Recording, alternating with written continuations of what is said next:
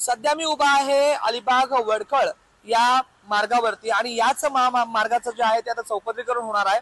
आपण माझ्या मागे पाहताय हा अलिबाग ते वडखळ मार्ग आहे आणि हा जो आहे या रस्त्याचं आता चौपदरीकरण होणार आहे। एकंदरीत आपण जर पाहिलं तर जिल्ह्याचं मुख्य ठिकाण जे आहे ते अलिबाग आहे आणि अलिबाग मध्ये लाखो नागरिक जे आहेत ते सतत प्रवास करत असतात। जिल्ह्याचं मुख्य ठिकाण अलिबाग असल्या कारणास्तव त्या ठिकाणी जिल्ह्याचे मुख्य सर्व कार्यालय आहेत आणि त्याच पद्धतीमध्ये जिल्ह्याचं मुख्य रुग्णालय देखील अलिबाग मध्येच आहे। आणि आता या मार्गाचं जे चौपदरीकरण होत आहे याचा कुठेतरी सुखकर अनुभव जो आहे तो नागरिकांना मिळणार आहे। असंख्य नागरिक जे आहेत ते दररोज अलिबाग ते वडखळ असा प्रवास करत असतात आणि चौपदरीकरणामुळे आता वाहतूक जी आहे ती एकंदरीत सुरळीत होणार आहे। या संपूर्ण प्रकरणाची बैठक जी आहे ती मंत्रालयामध्ये नुकतीच पार पडलेली आहे। सार्वजनिक बांधकाम मंत्री शिवेंद्रजी भोसले यांनी या संदर्भामध्ये निर्णय घेतलेला आहे। या महामार्गाचं आता चौपदरीकरण जे होणार आहे त्या दृष्टिकोनातून आता नागरिकांना हे किती फायदेशीर ठरते हे खरं पाहावं लागणार आहे। या संदर्भामध्ये बोलण्यासाठी आपल्यासोबत रायगड जिल्हा परिषदेचे माजी अर्थ व बांधकाम सभापती संजय जांभळे आहेत। जांभळे साहेब, काय सांगाल चौपदरीकरणचा जो मार्ग होणार आहे वडखळ ते अलिबाग याकडे आपण कसं पाहताय? पहिल्या प्रथम मला अजून आठवते की 2005 साली की हा चौपदरीकरण होणार होता। तो चौपदरीकरणाच्या अगोदर आम्ही पत्रकार माध्यमामध्ये अशी आपण दिलं होतं की बा स्वतःची जमीन गेली तरी चालेल, स्वतःचं घर गेलं तरी चालेल, परंतु हा जनतेचा रोड होणं गरजेचं आहे। कारण त्यावेळेस अपघाताची एवढ्या प्रमाणात अपघात होत होते की बघवत नव्हतं आम्हाला।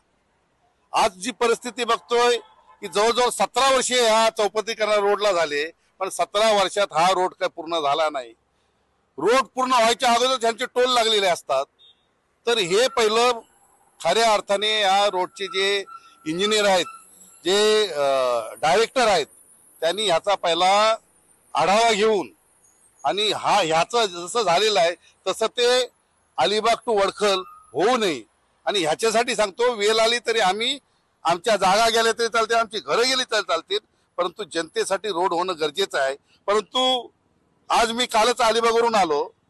अलिबागवरून येताना जो धरमतळ ब्रिज आहे तिथे एवढे मोठे खड्डे पडलेले आहेत की 2-4 मोटरसायकल तिथे पडलेत, अपघात झालेत आणि ते दिसत नाही। तर ते चौपदरीकरणाच्या भाषा करत आहेत। चौपदरीकरण होणं ही कालाची गरज आहे, परंतु जे आत्ताचा जो रोड आहे त्याची जी सुव्यवस्था करणं कालाची गरज आहे। चौपदरीकरणाचा एकंदरीत नागरिकांना कसा फायदा होणार आहे?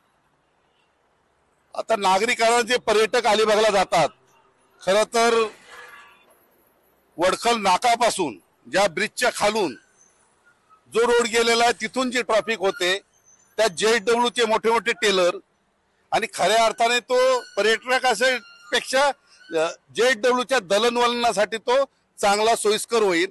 पर्यटकांना तर होणारच सोयीस्कर, परंतु तो दळणवळणासाठी जो JSW चा महाकाय जो कारखाना आहे त्याच्यासाठी तो जास्त प्रमाणात सोयीस्कर होईल आणि त्याच्यामुळे पण ट्रॅफिक कमी होईल जर चौपदरीकरण केलं तर। हे होते माजी अर्थ व बांधकाम सभापती संजय जांभळे। त्यांनी स्पष्टपणे सांगितलेलं आहे निश्चितपणे या चौपदरीकरणाचा फायदा जो ते नागरिकांना होताना दिसणार आहे। पुढे राज वैश्व पाटील, मराठी, रायगड।